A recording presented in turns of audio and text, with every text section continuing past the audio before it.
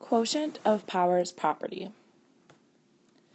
In order to use the quotient of powers property, we simplify by subtracting the exponents. Oops.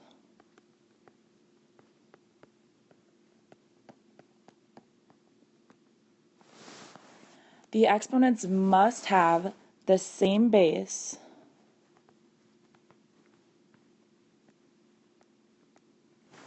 to use this property, just like the last property we did.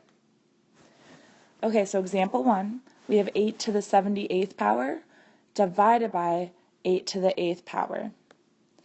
So what we're going to do is we realize they have the same base of 8, and now we know we can take this exponent 78 and subtract it by this exponent 8.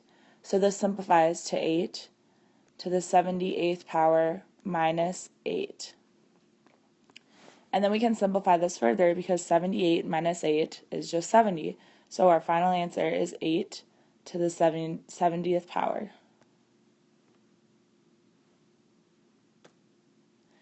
Okay, example 2, similar, but now we have x's.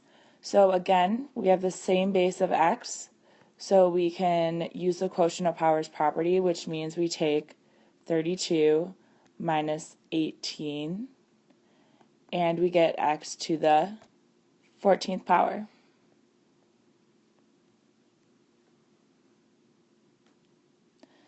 Okay, this one's a little bit different because now we have division of numbers and we have more than one variable. So first, let's just focus on the numbers, which is this 33 divided by 11, which just gives us 3, so we simplify that down to 3.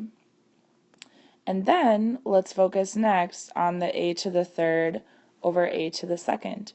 Again, we want to subtract, and 3 minus 2 equals 1, so this simplifies down to a to the first power.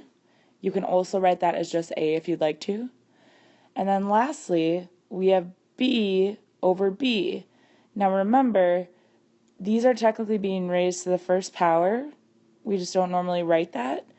And here's a trick. If you ever have two that are raised to the same power like this, 1 minus 1 is just 0, right? So they're just going to cancel with each other.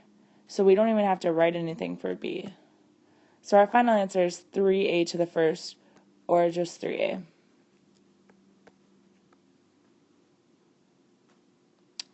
And then here's our last example, example 4.